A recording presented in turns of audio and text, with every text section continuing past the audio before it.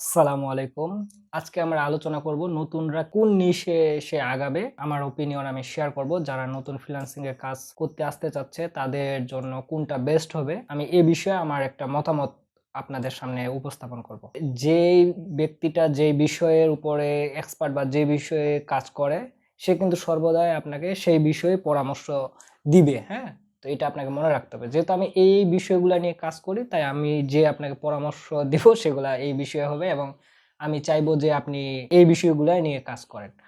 তো এরপরেও আপনাদের নিজস্ব একটা মতামত আছে বা নিজস্ব একটা ওপিনিয়ন আছে। তো আপনার যেটা ভালো লাগবে আপনি সেটা করবেন। তবে আমার দিক থেকে যেগুলা আমার কাছে মনে হচ্ছে একজন নতুন ব্যক্তি এই কাজগুলা করতে পারে এবং এটা তাদের জন্য বেস্ট হবে। তো আমি সেগুলো আপনাদের সামনে শেয়ার করব। তো প্রথমত হচ্ছে যে আপনারা এখন কোন বিষয়টা নিয়ে এগুলে সবথেকে বেশি ভালো? মূল বিষয় হচ্ছে ধরেন আমার যেটা মনে হচ্ছে যে এখন সবথেকে বেস্ট হচ্ছে ভিডিও এডিটিংটা। যদি আপনি ভিডিও এডিটিংটা প্রপারলি শিখেন তা ফিউচারটা বেস্ট হবে। কেন বেস্ট হবে? এক হচ্ছে ভিডিও এডিটিং আপনি ক্লায়েন্টের করতে পারেন। অন্যথায় আপনি ক্লায়েন্টের যদি কাজটা নাও করেন তাহলে কিন্তু আপনি আপনার নিজের যে একটা YouTube চ্যানেল বা Facebook বা Instagram এগুলা তৈরি করে আপনি নিজেই নিজের চ্যানেলকে মনিটাইজেশন করে আপনি মানে ইনকাম করতে পারবেন। তো এইজন্য ভিডিও এডিটিংটা শেখা আমার মনে হয় সবথেকে বেস্ট। আপনি হয় ক্লায়েন্টের কাজ করলেন, অন্যথায় আপনি ক্লায়েন্টের কাজ না করলেও আপনি নিজেই আপনার চ্যানেলের কাজ করতে পারবেন। তো এইজন্য আমি ডিসাইড করেছি যারা নতুন আছে তাদের জন্য ভিডিও এডিটিংটা বেস্ট। তো এখন আপনি মনে করেন ভিডিও এডিটিংটা শিখলেন, এখন প্রপারলি আপনি ভিডিও এডিটিংটা শিখেছেন বা আপনি মনে করতেছেন হ্যাঁ, আপনি এখন ক্লায়েন্টের কাজগুলো করতে পারবেন। তাহলে আপনি এখন কি করবেন? আপনি মূলত ১ম দিকে আপনি কাজটা করবেন হচ্ছে মানে আগে নিজেই নিজের পোর্টফোলিওটা তৈরি করা। আর নিজের পোর্টফোলিওটা থাকাও অনেক জরুরি। এটা একবার আমার অভিজ্ঞতা থেকে বলি।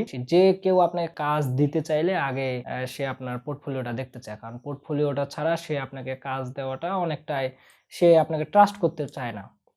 তো এইজন্য আমাদের নতুন যারা আছি তারা পোর্টফোলিওটার দিকে আমাদের মনোযোগ দিতে হবে। কারণ পোর্টফোলিওটা যদি আমাদের স্ট্রং হয় তাহলে আমরা ক্লায়েন্টের কাছ থেকে দ্রুত কনভিন্স করে কাজগুলো পেতে পারবো। অবশ্যই আপনি যেহেতু নতুন আপনার কাছে যেটা বেস্ট হবে যেগুলা প্রফেশনাল তাদের কাছে কিন্তু এটা লো কোয়ালিটির কাজ হবে। হ্যাঁ? এটা আপনার মনে রাখতে হবে।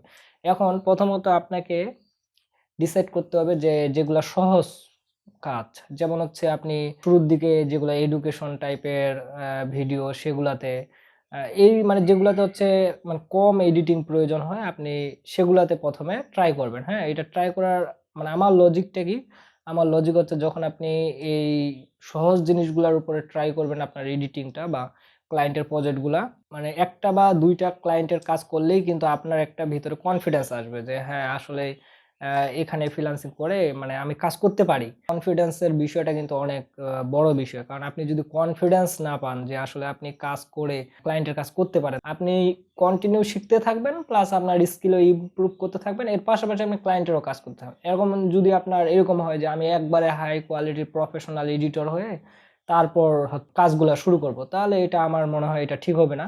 কারণ এমন বিষয় আছে লাইভ প্রজেক্ট, আপনি লাইভ প্রজেক্টে আপনি সেই অভিজ্ঞতাটা মানে পাবেন। তাছাড়া আপনি যদি এমনি নিজে এডিট করেন সেখানে আপনি পারবেন না। ভিডিও এডিটিং এর সময় আমার যেটা নিজের কাছ থেকে মনে হয় যে মূল বিষয় হচ্ছে আপনি ভিডিও এডিটিংটা যে কেউ করতে পারবে, হ্যাঁ? সে যদি টুলস গুলা ভালোভাবে জানে সে যে কেউ করতে পারবে। কিন্তু আপনি ওই ভিডিও এডিটিং এর ভিতরে যে ইনফরমেশন গুলা আছে সেগুলো আপনি কিভাবে ভিজুয়ালাইজ করতেছেন এটাই হচ্ছে মূল বিষয়। আপনার স্টোরিটা আপনি কিভাবে মেকিং করতেছেন। ভিডিও এডিটিংটাই হচ্ছে আমার মনে হচ্ছে মূল যে একজন এডিটরের কাজ সে হচ্ছে স্টোরিটা কিভাবে উপস্থাপন করতেছে। যেমন ধরেন একজন যে পডকাস্ট যে ভিডিও এডিটিং করে, মানে পডকাস্ট ভিডিও এডিটিংটা আপনি করার সময় তখন একটা দেখবেন যে এমন মানে পুরো ভিডিওর সামারাইজটা সে ১ম এ হাইলাইট করেছে। ৩০ সেকেন্ড থেকে ১ মিনিটের মধ্যে কিন্তু আপনি সকল ইনফরমেশন পেয়ে যাচ্ছেন যে ভিডিওটা আসলে এটা কোন টপিকস এর উপরে।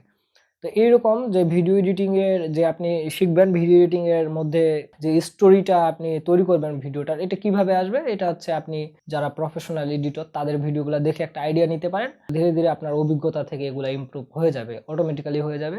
যখন আপনি একের পর এক ক্লায়েন্টের প্রজেক্ট কাজ করবেন, তখন দেখবেন আপনি অনায়াসে দ্রুত আপনি সেই ভিডিওটার স্টোরিটা মেকিং করতে পারতেছেন। আমার যেটা পরামর্শ হবে যারা নতুন এখন ফ্রিল্যান্সিং কাজ করতে চায় বা যারা অলরেডি কাজ করতেছে তাদের মূলত ভিডিও এডিটিংটা শেখা আমার মনে হয় সবথেকে বেস্ট হবে, কারণ এটাতে ভালো ডিমান্ড। তো এই বিষয়ে যদি আপনারা আরো আমার কাছে সহযোগিতা চান, ইনশাআল্লাহ আমি আমার জায়গা থেকে সহযোগিতা করার চেষ্টা করব। তবে মূল বিষয়টা হচ্ছে ভিডিও এডিটিংটা শিখলেও আপনাকে আগে নিজে শেখার চেষ্টা করতে হবে।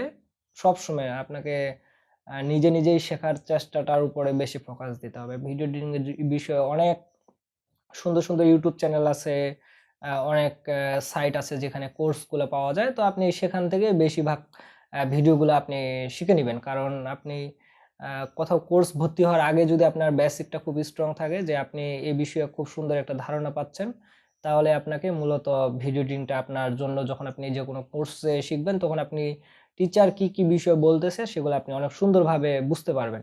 এইজন্য ১ম এর দিকে আপনার ভিডিও এডিটিংটা শেখাটা অনেক গুরুত্বপূর্ণ। এখন কয়েকটা প্রশ্ন আসতে পারে যে ভিডিও এডিটিংটা আমি শিখলাম, তবে এখন পিসির কনফিগারেশন।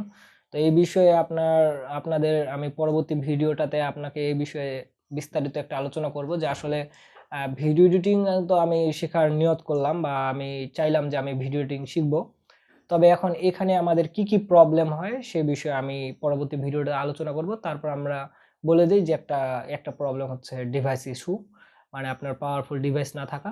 এরকম আরো বেশ কিছু বিষয় আছে যেগুলো আপনাদেরকে আরো সুন্দরভাবে জানতে হবে। কারণ এগুলা বিষয়ে আপনার একটা নলেজ থাকতে হবে। আপনি এখন নিয়ত করলেন যে ভিডিও এডিটিং শিখবেন। তবে এখন ভিডিও এডিটিং এর জন্য আপনার কি প্রবলেমে পড়তে পারেন নতুনরা, তো এই বিষয়ে আমি পরবর্তী ভিডিওতে আলোচনা করব। তো আপনারা ইনশাআল্লাহ আমার চ্যানেলটাকে সাবস্ক্রাইব করে রাখবেন। তো সবাই ভালো থাকবেন। আসসালামু আলাইকুম ওয়া রাহমাতুল্লাহ।